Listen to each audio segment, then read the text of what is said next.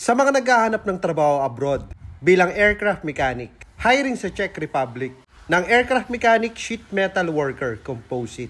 Ang sahod 37,500 Czech korona or equivalent to 107,000 pesos. May 15 vacancies para dito. Andyan ang job description, screenshot nyo na lang.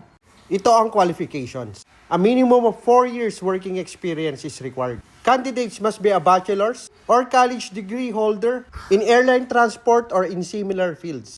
Considerable experience, 4+ years, on Boeing 737 series and Airbus A320 family and A330. Ideally, those who have been doing C-check and D-check, base maintenance and AD and SB accomplishment. Nakalagay dyan ang details ng employer. At meron itong placement fee. Sa mga interested mag-apply, ilalagay ko na lang ang link sa comment section.